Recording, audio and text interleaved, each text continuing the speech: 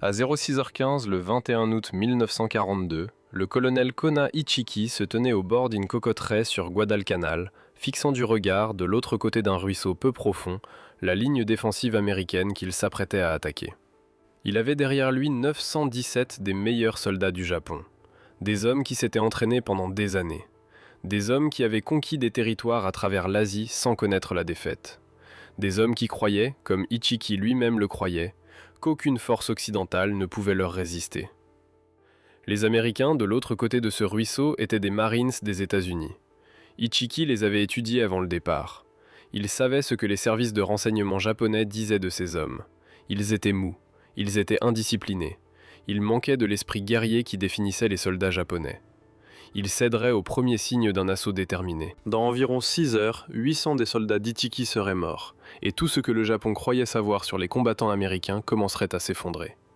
Voici l'histoire de la façon dont Guadalcanal a brisé l'une des croyances les plus dangereuses de l'histoire militaire. La conviction, entretenue par les commandants japonais, que les Marines américains étaient incapables de véritables combats. Pour comprendre ce qui s'est passé à Guadalcanal, il faut comprendre ce que les dirigeants militaires japonais croyaient des Américains avant le début de la guerre. Pendant des décennies, la doctrine militaire japonaise avait été construite sur un concept appelé Yamato Damashi, l'esprit du Japon. C'était plus qu'un simple nationalisme. C'était une croyance fondamentale selon laquelle les soldats japonais possédaient une supériorité spirituelle qui pouvait surmonter tous désavantages matériels. Là où les nations occidentales comptaient sur les machines et la puissance de feu, le Japon comptait sur la volonté indomptable de ses guerriers. Les racines de cette croyance remontaient à l'ancienne mythologie consignée dans le Kojiki et le Nihon Shoki, des textes qui décrivaient le peuple japonais comme les descendants de la déesse du soleil Amaterasu. L'empereur lui-même était considéré comme divin, un lien vivant avec les cieux. Les soldats japonais ne se battaient pas simplement pour leur pays, ils se battaient pour une lignée sacrée remontant à des milliers d'années. Cette philosophie devint centrale dans la pensée militaire japonaise au début du XXe siècle. La victoire éclatante sur la Russie en 1905 sembla confirmer tout ce que les dirigeants japonais croyaient d'eux-mêmes. Une nation asiatique plus petite avait vaincu une puissance européenne grâce à un esprit combatif supérieur. Les armées russes, dotées d'armes modernes et d'un soutien industriel, avaient été humiliées par des soldats japonais qui démontraient une volonté apparente de mourir que leurs adversaires ne pouvaient égaler. La leçon était claire. La force matérielle ne signifiait rien face à des hommes prêts à tout sacrifier pour leur empereur. La guerre russo-japonaise devint le modèle de la façon dont le Japon aborderait les conflits futurs. L'esprit triompherait de l'acier. La volonté vaincrait les armes. Dans les années 1930, cette croyance s'était durcie en doctrine. On enseignait aux officiers japonais que les soldats occidentaux, en particulier les Américains, étaient spirituellement faibles. Ils étaient les produits d'une culture molle et matérialiste qui privilégiait le confort individuel au sacrifice collectif. Ils ne tiendraient pas et ne se battraient pas lorsque la situation deviendrait désespérée. Ils se rendraient, ils fuiraient. Les premiers mois de la guerre du Pacifique semblèrent valider complètement cette évaluation. Lorsque les forces japonaises attaquèrent les Philippines en décembre 1941, les défenseurs américains et philippins s'effondrèrent en quelques semaines. Les positions fortifiées qui étaient censées tenir pendant des mois tombèrent en quelques jours. Bataan et Corregidor devinrent des symboles non pas de la résistance américaine, mais de l'échec américain. Des dizaines de milliers de prisonniers furent capturés lors de l'un des pires désastres militaires de l'histoire américaine. À Singapour, que Winston Churchill qualifia de pire désastre de l'histoire militaire britannique, plus de 80 000 soldats alliés se rendirent à une force japonaise 2 fois moins nombreuse. Les commandants britanniques avaient cru Singapour imprenable. Les Japonais leur donnèrent tort en quelques semaines. Les forces du général Tomoyuki Yamashita attaquèrent le long de la péninsule malaise avec une rapidité et une férocité qui submergèrent les défenseurs à chaque tournant. Dans les Indes orientales néerlandaises, à Hong Kong, en Birmanie, le schéma se répéta. Les forces occidentales échouèrent systématiquement à égaler la détermination japonaise. Les armées coloniales, qui avaient maintenu l'ordre pendant des générations, s'effondrèrent face à des soldats japonais qui semblaient accueillir la mort. À l'île Wake, une minuscule garnison américaine avait tenu plus de 2 semaines contre des forces écrasantes avant de finalement se rendre. Les commandants japonais notèrent cette résistance avec intérêt, mais n'en tirèrent pas de conclusion plus large. Wake était une anomalie. Les Marines là-bas avaient simplement été piégés sans nulle part où fuir. Les commandants japonais tirèrent ce qui semblait être des conclusions évidentes du schéma de victoire. Les Américains étaient exactement ce qu'ils avaient toujours cru qu'ils étaient. Ils avaient un meilleur équipement, plus de fournitures, de plus gros navires, mais il manquait de la seule chose qui comptait vraiment dans la guerre. Il manquait de volonté de se battre. Cette croyance s'étendait spécifiquement au corps des Marines des États-Unis. Les services de renseignement japonais avaient étudié les Marines et n'avaient rien trouvé d'impressionnant. C'était une petite force, mal équipée par rapport à l'armée, sans expérience de combat récente. Ils n'avaient pas affronté d'ennemis sérieux depuis la Première Guerre mondiale. Ils étaient, selon l'évaluation du quartier général impérial, des troupes de garnison jouant à être des soldats. Le corps des Marines en 1942 était en effet un petit service, comptant moins de 70 000 hommes au début de la guerre. Il avait passé les années d'entre-deux-guerres dans une relative obscurité, menant de petites guerres en Amérique centrale et dans les Caraïbes. Les batailles du Nicaragua et d'Haïti n'étaient pas l'étoffe des légendes militaires. Les planificateurs japonais ne virent rien dans ce bilan qui suggérait que les Marines seraient des adversaires redoutables. Ce qu'ils manquèrent, c'était la transformation que le corps avait subie dans les années 1930. Les officiers des Marines avaient développé de nouvelles doctrines pour la guerre amphibie. Reconnaissant que la guerre du Pacifique qu'ils attendaient nécessiterait la capacité d'assaillir des plages fortifiées, ils avaient créé des équipements et des programmes d'entraînement spécialisés. Ils avaient construit une force spécifiquement conçue pour mener le type de guerre qui arrivait. Plus important encore, ils avaient développé une culture qui mettait l'accent sur l'initiative individuelle, le leadership des petites unités et la capacité des Marines subalternes à continuer à se battre même lorsque les communications étaient rompues et que les plans s'effondraient. Cette culture se révélerait décisive à Guadalcanal. Le colonel Ichiki partageait personnellement les opinions communes aux officiers japonais sur les capacités américaines. Les évaluations militaires japonaises avaient caractérisé les Marines américains comme efféminés et lâches, manquant de l'esprit guerrier des soldats japonais. Lorsqu'il reçut l'ordre de reprendre Guadalcanal aux Américains, qui y avaient débarqué début août 1942, il y vit une opportunité de gloire, pas un véritable défi militaire. Les Américains avaient saisi un aérodrome que les Japonais construisaient sur l'île. Il fallait les repousser dans la mer. On dit à Ichiki d'attendre le reste de son régiment avant d'attaquer. Mais il n'en vit pas la nécessité. Son premier échelon de 900 hommes serait suffisant contre les Marines. Que pourrait-il falloir de plus? Le général de division Alexander Van de Grift n'avait aucune idée de ce que les Japonais pensaient de ces Marines. Il était trop occupé à essayer de les maintenir en vie. Van de Grift avait 54 ans, un vétéran de campagne au Nicaragua, en Haïti et en Chine. Il avait passé toute sa vie d'adulte dans le corps des Marines. Il savait de quoi ces hommes étaient capables. Mais il savait aussi qu'il n'avait jamais affronté quelque chose comme ce qui les attendait dans les îles Salomon. On lui avait promis 6 mois pour entraîner sa division avant de voir le combat. Il en eut 3 semaines lorsque l'opération Watchtower, l'invasion de Guadalcanal, fut annoncée. Ces hommes étaient dispersés à travers le Pacifique, avec de l'équipement encore en cours de déchargement en Nouvelle-Zélande. Il n'y avait pas de temps pour une planification appropriée, pas de renseignements adéquats sur les défenses japonaises, et un débarquement de répétition dans les îles Fidji que Van de Grift qualifia plus tard de désastre complet. La répétition fut si mal exécutée qu'un officier remarqua « Des planificateurs logistiques expérimentés auraient plus tard déclaré l'ensemble de l'opération Guadalcanal comme impossible ». La première division de Marines elle-même était un mélange de vétérans et de recrues brutes. Beaucoup d'hommes s'étaient engagés après Pearl Harbor, motivés par la rage face à l'attaque japonaise. Ils avaient un entraînement minimal et aucune expérience de combat. Ils ne savaient pas à quoi ressemblait la guerre dans la jungle. Ils ne comprenaient pas les maladies qui les attendaient. Ils n'avaient jamais affronté un ennemi qui préférerait mourir plutôt que de se rendre. Le 7 août 1942, 11 000 Marines débarquèrent à Guadalcanal et sur les îles voisines de Tulagi et de Floride. Ils obtinrent une surprise complète. Les ouvriers de construction japonais et la petite garnison, principalement des travailleurs coréens avec un petit détachement de garde, s'enfuirent dans la jungle lorsque les navires de guerre américains ouvrirent le feu sur leur position. À la tombée de la nuit le 8 août, les Marines avaient sécurisé leur objectif principal, l'aérodrome inachevé, qui serait bientôt nommé Henderson Field, d'après le major Lofton Henderson, un aviateur des Marines tué à la bataille de Midway. Les débarquements avaient été plus faciles que quiconque ne l'avait prévu. Mais les Marines allaient apprendre que prendre Guadalcanal était bien plus simple que de le tenir. Puis tout alla de travers. Dans la nuit du 8 au 9 août, une force navale japonaise surprit et dévasta l'écran de croiseurs alliés à la bataille de l'île de Savo. 4 croiseurs alliés furent coulés lors de l'une des pires défaites navales de l'histoire américaine. Plus de 1000 marins moururent.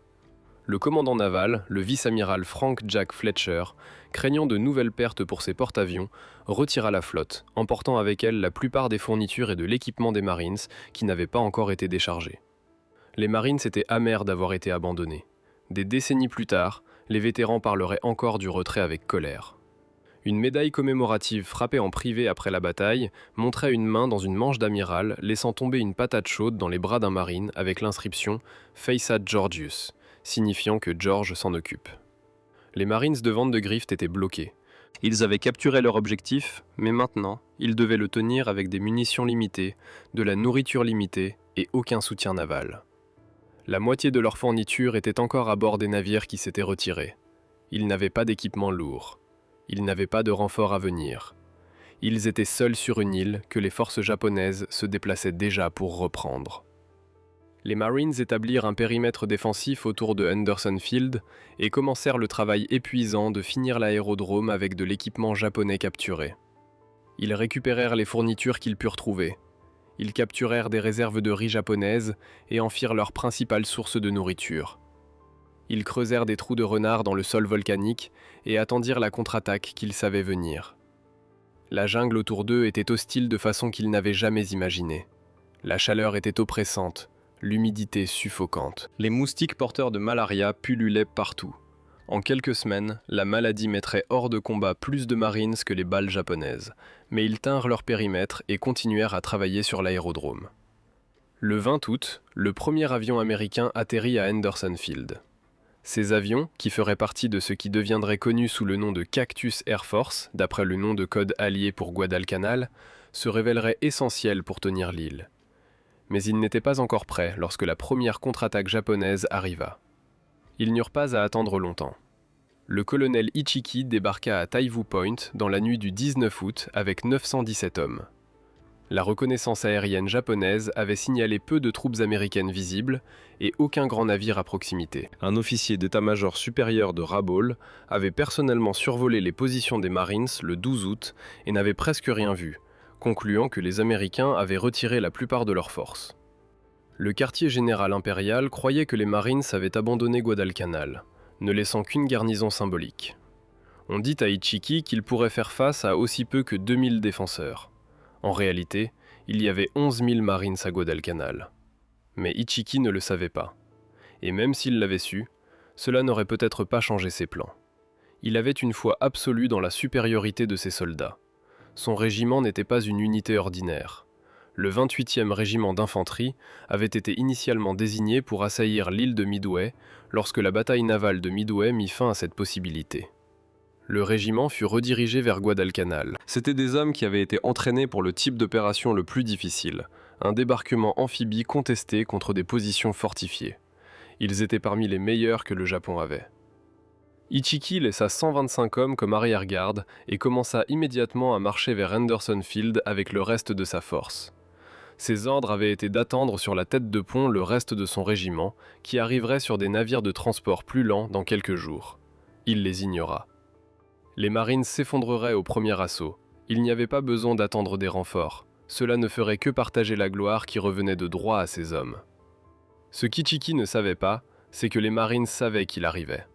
Un éclaireur observateur côtier nommé Jacob Vuza, un ancien sergent-major de la force de police des îles Salomon britanniques, avait été capturé par des soldats japonais alors qu'il recueillait des renseignements. Les Japonais trouvèrent un drapeau américain caché dans son pagne et exigèrent des informations sur les positions des Marines.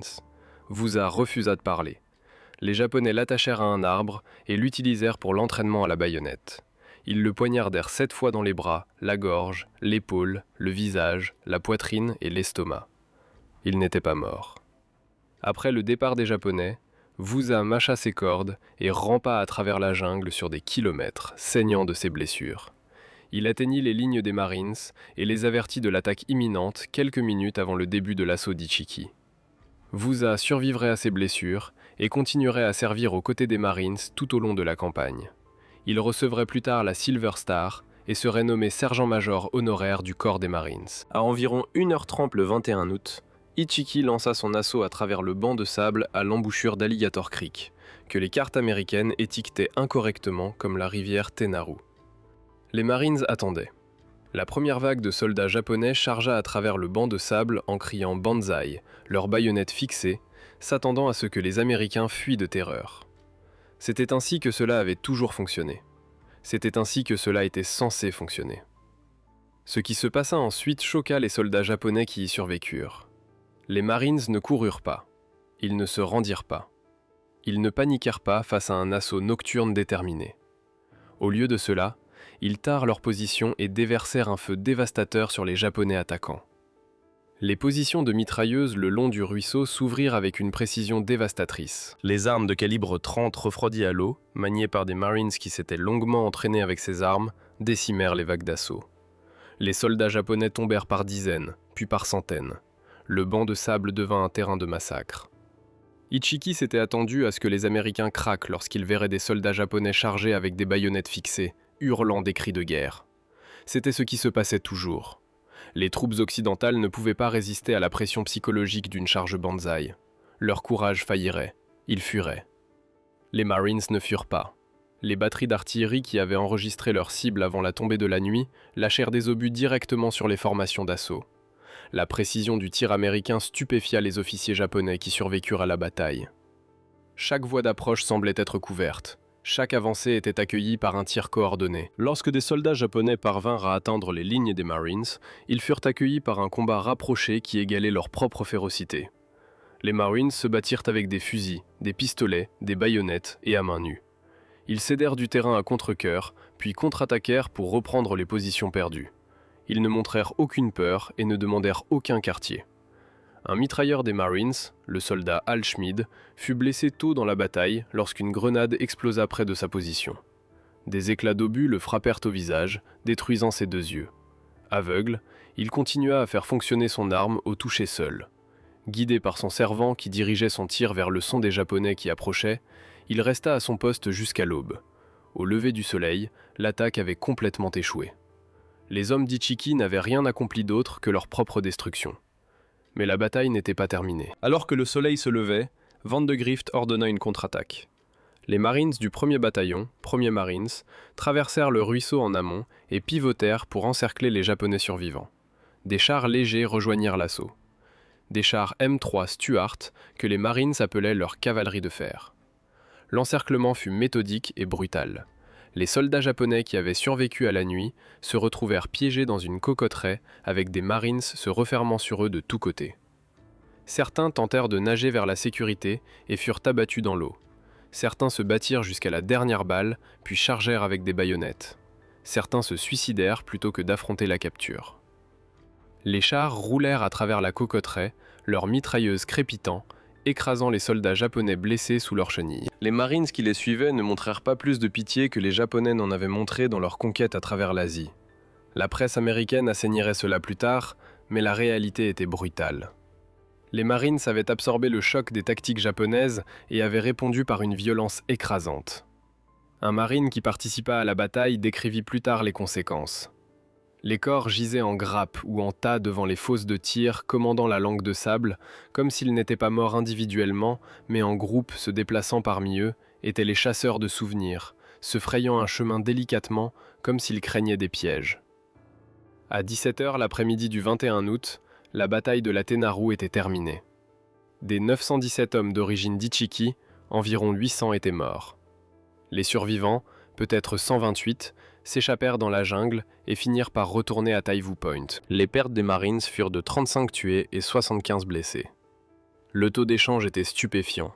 Pour chaque Américain qui tombait, les Japonais avaient perdu plus de 7 hommes. Cela n'était pas censé se produire. Ce n'était pas ce que la doctrine japonaise prédisait. Le colonel Ichiki brûla les couleurs de son régiment pour empêcher leur capture. Une disgrâce profonde dans la culture militaire japonaise. Il mourut ensuite soit en combattant dans les dernières étapes de la bataille, soit se suicida rituellement peu après. Les récits diffèrent, et les circonstances exactes de sa mort restent incertaines. Ce qui est certain, c'est qu'il ne survécut pas pour expliquer pourquoi son assaut avait échoué de manière si catastrophique. Lorsque la nouvelle de la destruction du détachement d'Ichiki atteignit Rabaul, les commandants japonais réagirent avec incrédulité. Les rapports devaient être faux. Un régiment d'infanterie japonais ne pouvait pas avoir été anéanti par des marines américains. C'était tout simplement impossible. Le quartier général impérial à Tokyo eut la même réaction. La défaite était si inattendue que de nombreux officiers refusèrent de l'accepter. Quelque chose avait dû mal tourner avec le plan d'Ichiki. Peut-être avait-il attaqué la mauvaise position. Peut-être ces hommes avaient-ils rencontré un terrain inattendu. Peut-être les rapports exagéraient-ils les pertes. Les Marines eux-mêmes ne pouvaient pas être le problème. Certains officiers japonais exprimèrent plus tard leur frustration face à ce déni. Le quartier général impérial continua à dénigrer l'ennemi à Guadalcanal et supposa qu'une fois que les forces japonaises auraient débarqué avec succès, les Marines se rendraient. Cette sous-estimation se révélerait catastrophique. Ce déni eut des conséquences fatales. Au lieu de réévaluer leurs hypothèses sur la capacité de combat américaine, les commandants japonais conclurent qu'Ichiki avait simplement envoyé trop peu d'hommes. La solution était évidente, envoyer plus. Le général de division Kiyotake Kawaguchi reçut le commandement de la prochaine tentative de reprendre Henderson Field. Il dirigerait environ 6000 hommes de la 35e brigade d'infanterie, une unité vétérane qui s'était battue avec succès à Bornéo et aux Philippines. Kawaguchi lui-même avait la réputation d'être un penseur non conventionnel, un commandant prêt à remettre en question les ordres et à s'adapter aux circonstances. Ses soldats le respectaient. Il était connu pour être inhabituellement soucieux du bien-être de ses hommes. Assurément, cette force réussirait là où Ichiki avait échoué. Assurément, l'expérience et la flexibilité tactique de Kawaguchi surmonteraient tous les avantages que possédaient les Marines. Kawaguchi était plus réfléchi qu'Ichiki. Il avait étudié attentivement les rapports du Tenaru. Il comprenait que les Marines s'étaient mieux préparés que prévu. Il comprenait qu'un assaut frontal à travers un terrain découvert serait un suicide. Mais il croyait toujours qu'un assaut nocturne correctement planifié depuis une direction inattendue les submergerait. Son plan était en réalité assez sophistiqué. Au lieu d'attaquer par les approches évidentes que les Marines avaient fortifiées, Kawaguchi ferait marcher ses hommes à travers la jungle pour attaquer depuis le sud, où le périmètre des Marines s'était plus légèrement défendu.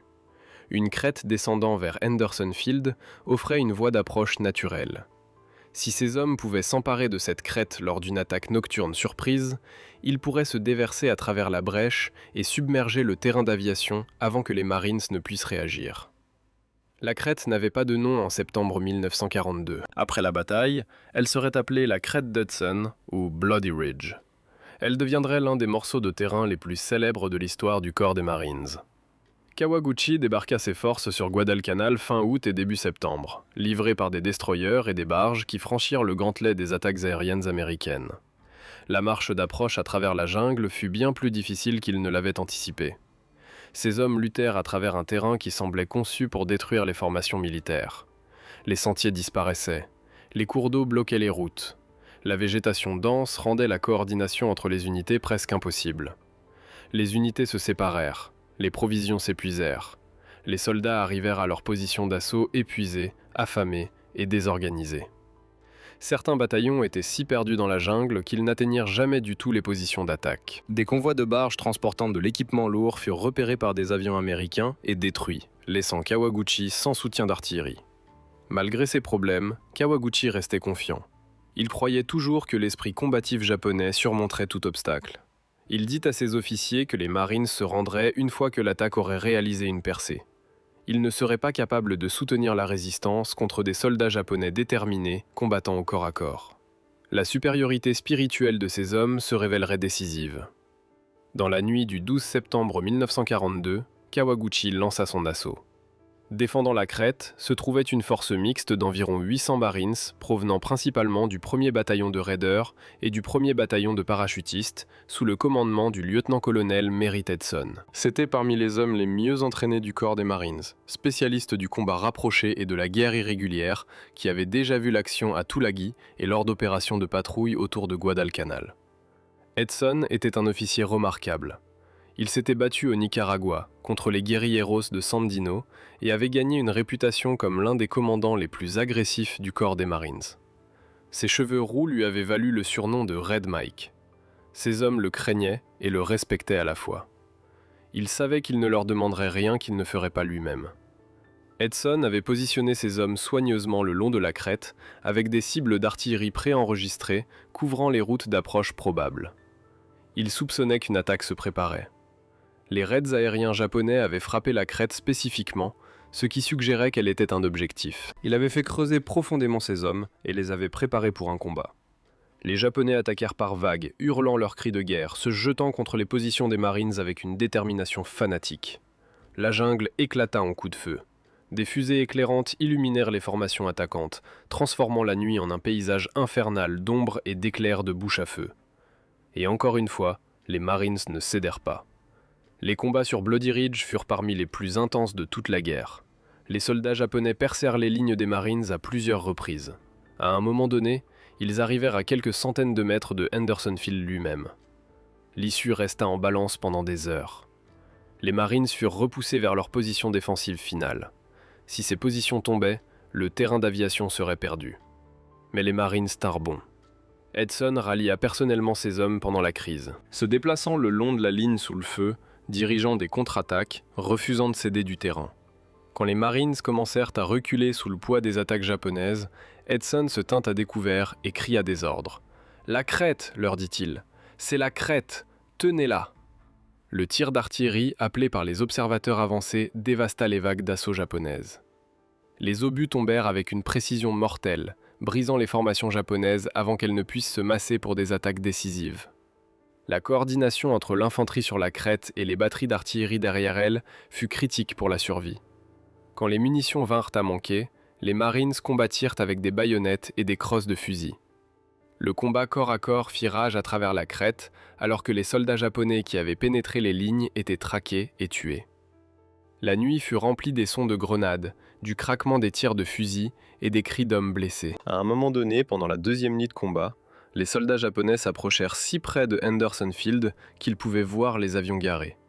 Le personnel américain commença à se préparer à détruire les avions plutôt que de les laisser tomber entre les mains ennemies. Il semblait que tout ce pourquoi les Marines s'étaient battus était sur le point d'être perdu.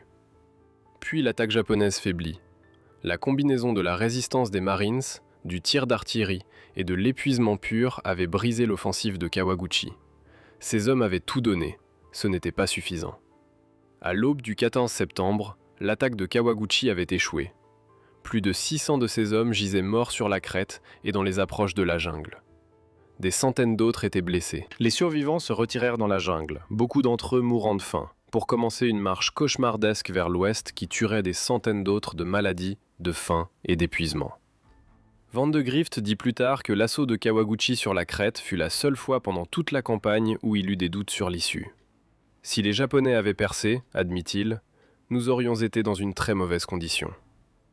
L'historien Richard B. Frank écrirait plus tard que les Japonais ne furent jamais plus proches de la victoire sur l'île elle-même qu'en septembre 1942, sur une crête surgissant de la jungle, juste au sud du terrain d'aviation critique, mieux connu à jamais sous le nom de Bloody Ridge.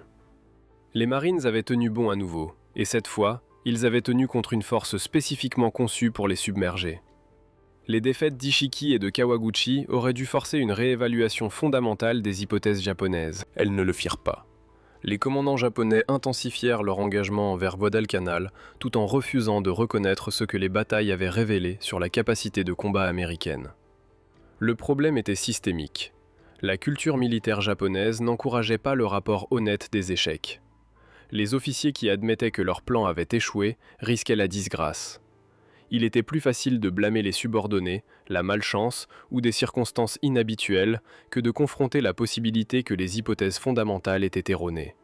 Alors, au lieu de reconnaître que les Marines étaient plus capables que prévu, les commandants japonais conclurent qu'ils avaient simplement besoin de plus d'hommes, plus de navires, plus de ressources. L'approche de base était solide. L'exécution avait été défectueuse. Cette fois serait différente. Le lieutenant-général Harukichi Yakutake, commandant de la 17e armée, arriva sur Guadalcanal le 9 octobre pour superviser personnellement la prochaine offensive. Il amena avec lui la 2e division Sendai, l'une des unités les plus illustres de l'armée impériale japonaise. La Sendai s'était battue en Mandchourie et en Chine. C'étaient des vétérans de campagne qui avaient prouvé la supériorité japonaise sur les armées asiatiques. Assurément, ils la prouveraient à nouveau contre les Américains. Cette fois, il n'y aurait pas de demi-mesure. Plus de 20 000 soldats japonais participeraient à un assaut coordonné qui submergerait enfin les défenseurs américains. L'attaque viendrait de plusieurs directions simultanément. Le soutien d'artillerie serait fourni par des navires de guerre qui bombarderaient Henderson Field avant l'assaut. Les attaques aériennes supprimeraient l'aviation américaine. Hyakutake était si confiant du succès que son état-major prépara des plans pour accepter la reddition américaine. Ils discutèrent de la cérémonie en détail. Ils voulaient qu'elle soit l'envie de chaque unité de l'armée japonaise. Il n'y avait aucun doute dans l'esprit de quiconque que les Marines seraient détruits. La date sélectionnée pour l'assaut final était le 23 octobre 1942. Hyakutake envoya un message à ses supérieurs qui capturait sa confiance. Le moment de la bataille décisive entre le Japon et les États-Unis est venu. Il déclara qu'il avait raison à ce sujet. Mais la bataille ne se déroulerait pas comme il s'y attendait. La bataille pour Henderson Field, également appelée l'offensive d'octobre, commença dans la nuit du 23 octobre 1942. Hyakutake lança des attaques de plusieurs directions, tentant de submerger le périmètre des Marines par le simple poids du nombre. Les premières attaques vinrent le long de la rivière Mataniko sur le côté ouest du périmètre. Des chars japonais, 9 ou 10 d'entre eux, avancèrent en cliquetant dans l'obscurité, leur moteur audible avant qu'ils n'entrent en vue. Les Marines, avec des canons anti-chars de 37 mm, attendirent jusqu'à ce que les chars soient proches, puis ouvrirent le feu. Un par un, les chars furent détruits. L'infanterie japonaise suivant les chars fut fauchée par le tir de mitrailleuses, mais l'attaque principale vint du sud, où la division Sendai était censée réaliser la percée décisive. Et à une section de cette ligne, le sergent John Basilone du 1er bataillon 7e Marines commandait 2 sections de mitrailleuses lourdes.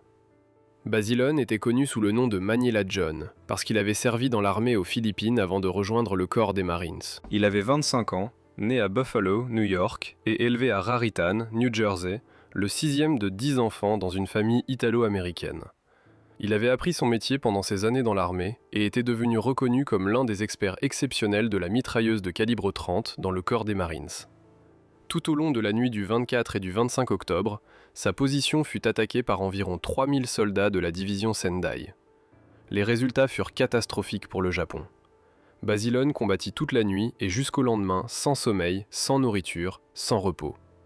Quand ses munitions vinrent à manquer, il combattit à travers le territoire ennemi pour en rapporter davantage, transportant 90 livres d'armes et de munitions sur 200 mètres de terrain balayés par le feu japonais.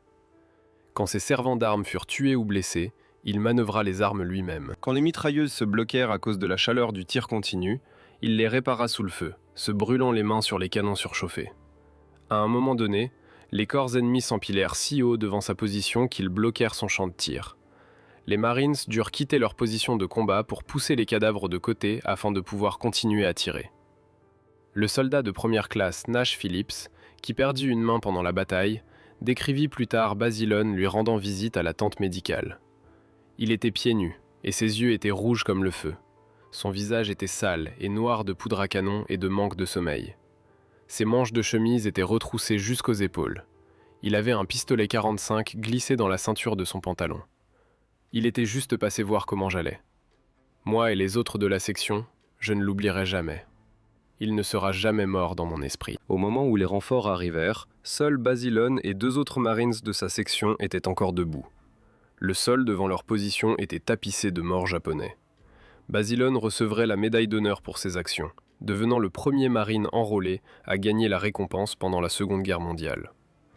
Des scènes similaires se déroulèrent à travers le périmètre des Marines cette nuit-là. À une autre position, le lieutenant-colonel Lewis Chesty Puller commandait le 1er bataillon, 7e Marines. Puller deviendrait le marine le plus décoré de l'histoire. Mais cette nuit-là, il était simplement un autre officier essayant de garder ses hommes en vie contre des chances écrasantes, son bataillon tint bon. Les autres aussi.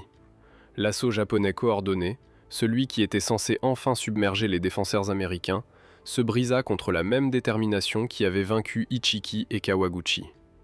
Après la bataille, Puller interrogea un prisonnier japonais. Il posa une question simple. « Pourquoi n'avez-vous pas changé de tactique quand vous avez vu que vous ne brisiez pas notre ligne ? Pourquoi ne vous êtes-vous pas déplacé vers un point plus faible ?» La réponse du prisonnier révéla tout sur pourquoi le Japon continuait d'échouer sur Guadalcanal. « Ce n'est pas la manière japonaise, dit-il. Le plan avait été fait. Personne n'aurait osé le changer. Il doit se dérouler comme il est écrit. » Cette rigidité, cet engagement absolu envers des plans prédéterminés, quelles que soient les circonstances, combiné avec la sous-estimation continue de la capacité de combat américaine, se révéla fatal. Le système militaire japonais n'encourageait pas l'initiative aux niveaux inférieurs. Les officiers qui modifiaient les plans risquaient la disgrâce. Les soldats qui suggéraient des alternatives à leurs supérieurs violaient la chaîne de commandement. Les Américains étaient différents. Les officiers des Marines étaient entraînés à s'adapter. Quand les situations changeaient, ils changeaient avec elles. Quand une approche échouait, ils en essayaient une autre. Cette flexibilité, combinée avec le refus obstiné des Marines individuels d'abandonner leur position, créa un système défensif que les Japonais ne pouvaient pas briser, quel que soit le nombre d'hommes qu'ils jetaient contre lui. L'offensive d'octobre échoua complètement. Les pertes japonaises se chiffrèrent entre 2200 et 3000 morts. Les pertes américaines furent moins de 300 tués et blessés. Le taux d'échange était dévastateur. La division Sendai, l'une des unités les plus anciennes et les plus distinguées de l'armée japonaise, avait été brisée. Pour la première fois, les commandants japonais commencèrent à sérieusement considérer la possibilité que Guadalcanal ne puisse pas être repris. Les forces qu'ils avaient engagées, les ressources qu'ils avaient dépensées, les vies qu'ils avaient sacrifiées, n'avaient rien accompli. Les Marines tenaient toujours Henderson Field. Les avions volaient toujours. Le périmètre tenait toujours. Alors que 1942 tirait à sa fin, la situation sur Guadalcanal s'était complètement transformée. L'île que les commandants japonais s'attendaient à reprendre en quelques jours était devenue ce que leurs soldats appelaient amèrement l'île de la famine. C'était un endroit où les soldats japonais allaient mourir, non pas de balles américaines, mais de maladie, de faim et de désespoir. Le Tokyo Express, les courses nocturnes de destroyers qui apportaient des renforts et des provisions, ne pouvaient pas livrer assez pour soutenir les forces japonaises sur l'île. Le contrôle américain de Henderson Field signifiait que les navires de transport lents ne pouvaient pas approcher pendant la journée sans être détruits par des avions. Tout devait être apporté sur des navires de guerre rapides qui pouvaient faire la course dans le slot et s'échapper avant l'aube. Ce n'était jamais suffisant. Les fûts et les sacs de provisions que les destroyers jetaient par-dessus bord flottaient souvent au loin avant que les soldats affamés ne puissent les récupérer. Les attaques aériennes américaines coulaient les navires de ravitaillement. Les vedettes lance-torpilles harcelaient le Tokyo Express. Chaque nuit, moins de provisions atteignaient les troupes à terre. Les soldats japonais en vinrent à manger des racines, de l'herbe et l'écorce des arbres. Ils souffraient de malaria, de dysenterie, de beriberi et d'une foule de maladies tropicales que leur système médical n'était pas préparé à traiter. Des hommes qui avaient été de forts guerriers des semaines auparavant devinrent des squelettes ambulants, trop faibles pour combattre, trop faibles pour battre en retraite. Ils développèrent leur propre méthode sinistre pour déterminer combien de temps un homme pourrait survivre sur l'île. Celui qui peut se lever a 30 jours à vivre. Celui qui peut s'asseoir a 20 jours. Celui qui doit uriner allongé a 3 jours. Celui qui ne peut pas parler a 2 jours. Celui qui ne peut pas cligner des yeux sera mort à l'aube. Ils regardaient impuissants les avions américains voler au-dessus d'eux depuis le terrain d'aviation qu'ils n'avaient pas pu capturer. Ils voyaient les navires américains livrer des provisions aux Marines pendant que leurs propres forces mouraient de faim. Ils entendaient le son de l'artillerie américaine, des bombardiers américains, des mitrailleuses américaines, et ils savaient que tout ce que leur commandant leur avait promis était un mensonge. L'impact psychologique sur le Japon s'étendit bien au-delà des soldats mourant dans la jungle. Pour la première fois dans la guerre du Pacifique, les forces japonaises avaient été combattues jusqu'à l'impasse par les Américains. Pour la première fois, le mythe de l'invincibilité japonaise s'était fissuré. En décembre, le général Hyakutake était désespéré. Le 23 décembre, il envoya un message à Tokyo qui capturait la réalité sur le terrain. Pas de nourriture disponible, et nous ne pouvons plus envoyer d'éclaireurs. Nous ne pouvons rien faire pour résister à l'offensive de l'ennemi. La 17e armée demande maintenant la permission de percer dans les positions de l'ennemi et de mourir d'une mort honorable plutôt que de mourir de faim dans nos propres abris. L'amiral Isoroku Yamamoto, commandant de la flotte combinée, écrivit au vice-amiral Gunichi Mikawa que la situation sur l'île de Guadalcanal est très sérieuse. Beaucoup plus sérieuse que celle à laquelle les Japonais furent confrontés dans la guerre russo-japonaise, quand ils durent occuper Port Arthur avant l'approche de la flotte de la Baltique vers les eaux d'Extrême-Orient. C'était une comparaison extraordinaire. Le siège de Port Arthur en 1904 et 1905 avait été l'une des campagnes les plus difficiles et coûteuses de l'histoire militaire japonaise. Pour Yamamoto de comparer Guadalcanal à cette lutte désespérée révélait à quel point la campagne avait complètement dépassé toutes les attentes. Les Japonais se retirèrent finalement de Guadalcanal début février 1943. L'opération K, comme elle fut appelée, fut l'une des opérations d'évacuation les plus réussies de la guerre. Sur 3 nuits, des destroyers japonais évacuèrent environ 10 600 soldats survivants de l'île sous le nez des forces américaines.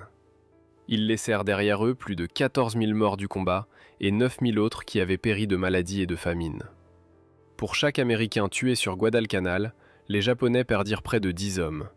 Et ceux qui s'échappèrent étaient brisés. Beaucoup d'entre eux souffraient de conditions qui ne guériraient jamais complètement. Le général de division Kiyotake Kawaguchi, le commandant qui avait échoué à la crête d'Hudson, avait vu de première main comment la campagne avait consumé les meilleures unités du Japon.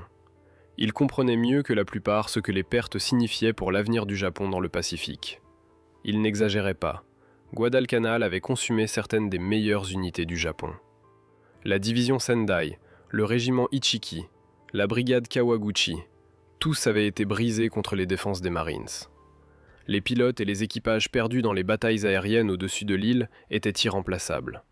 Les navires coulés dans les eaux autour de Guadalcanal dans des batailles aux noms comme l'île de Savo, les Salomon orientales, le Cap Espérance et la bataille navale de Guadalcanal représentaient une hémorragie de puissance navale que le Japon ne pouvait pas soutenir. Mais la perte la plus importante était invisible. C'était la destruction d'une croyance. Les Marines qui combattirent sur Guadalcanal avaient prouvé quelque chose que les commandants japonais avaient cru impossible. Les Américains pouvaient combattre. Les Américains pouvaient tenir leur terrain. Les Américains pouvaient égaler la férocité et la détermination japonaise au combat rapproché. La supériorité spirituelle qui était censée garantir la victoire japonaise n'existait tout simplement pas.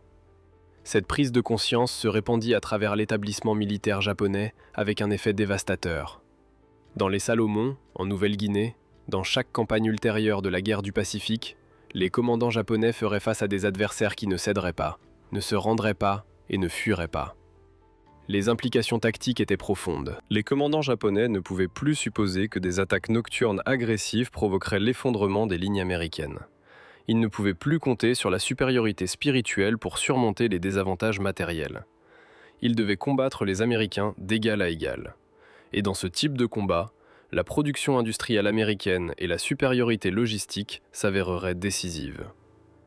Les Marines eux-mêmes ne s'étaient pas fixés pour objectif de réfuter l'idéologie japonaise. Ils faisaient simplement ce pourquoi ils avaient été entraînés.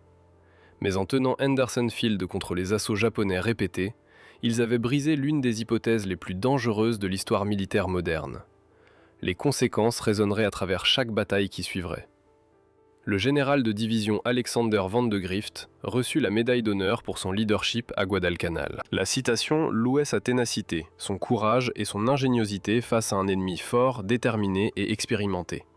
Le président Franklin Roosevelt lui remit la médaille lors d'une cérémonie à la Maison-Blanche en février 1943. Vandegrift deviendrait plus tard le 18e commandant du corps des Marines et le premier Marine à détenir le rang de général 4 étoiles en service actif. Le lieutenant-colonel Merritt Edson, qui commandait la défense de Bloody Ridge, reçut également la médaille d'honneur. Sa citation décrivait comment il s'était exposé à plusieurs reprises au feu ennemi pour diriger et encourager ses hommes. La crête elle-même porte son nom à ce jour, un mémorial permanent aux 800 Marines qui l'ont tenu contre les vagues d'attaquants japonais de la brigade de Kawaguchi. Le sergent John Basilone, le mitrailleur qui avait tenu sa position contre 3000 soldats japonais, devint un héros national. Lorsqu'il reçut la médaille d'honneur, il dit quelque chose qui capturait l'esprit des Marines à Guadalcanal. Seule une partie de cette médaille m'appartient.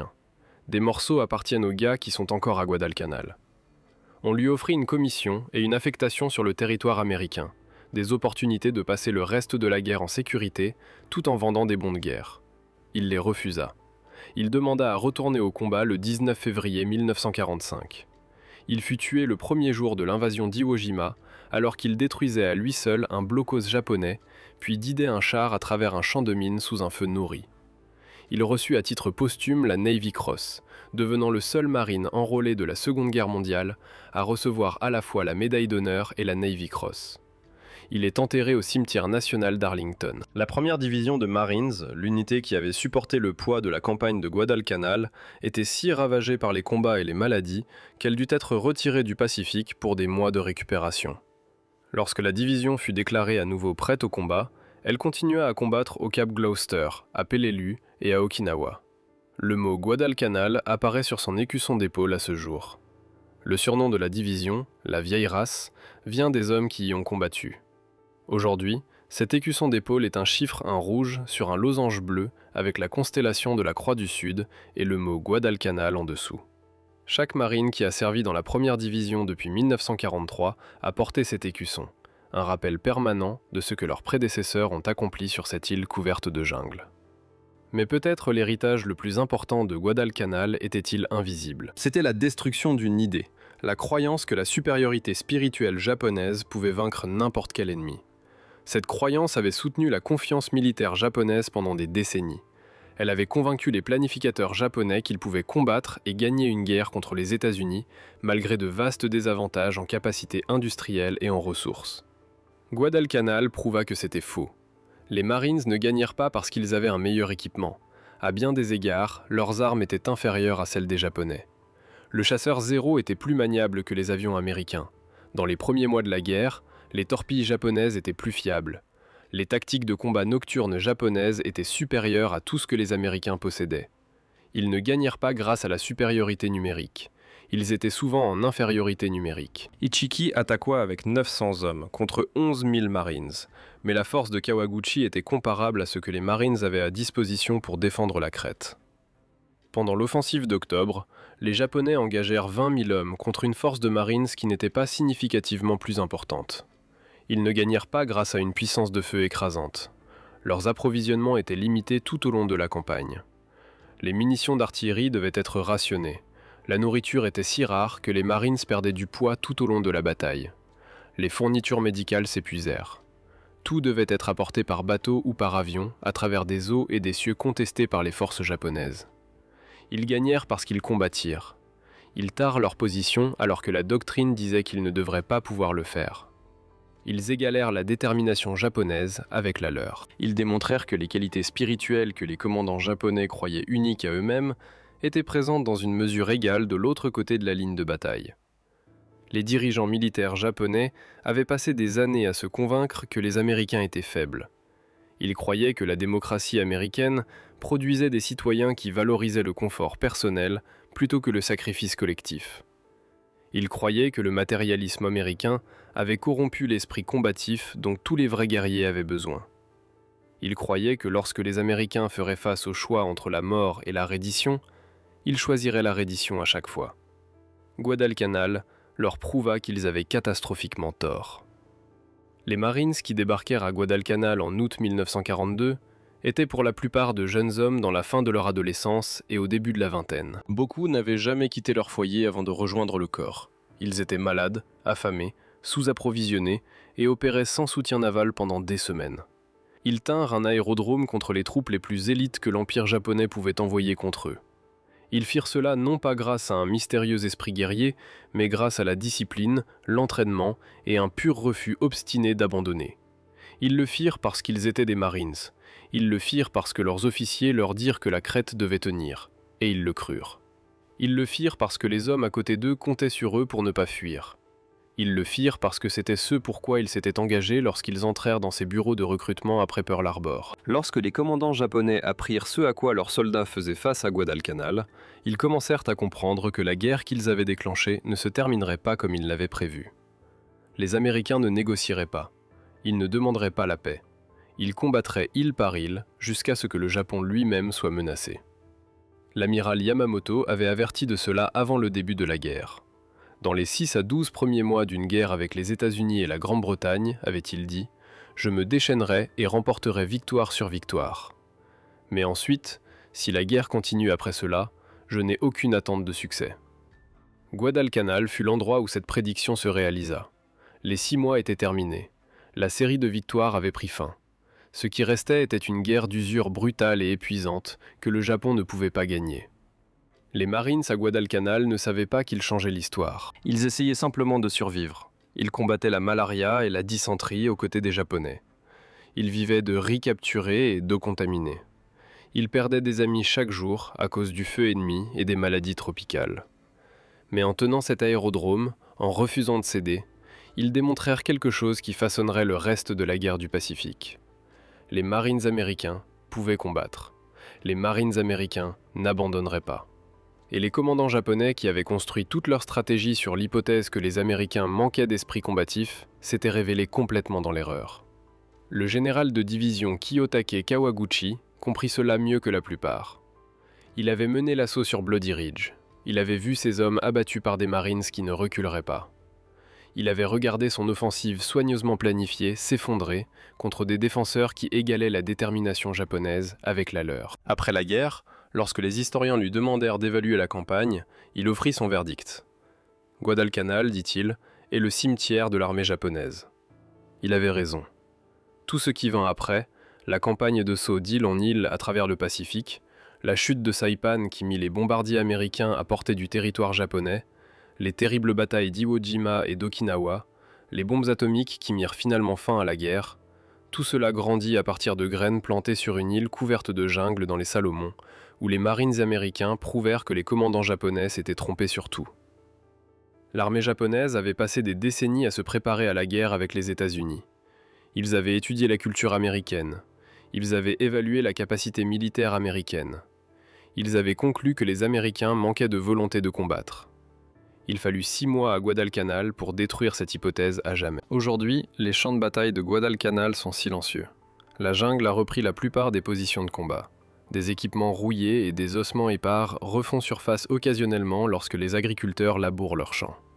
La crête où les hommes d'Edson tinrent contre la brigade de Kawaguchi est paisible maintenant, couverte d'herbes et de fleurs tropicales, mais la mémoire demeure.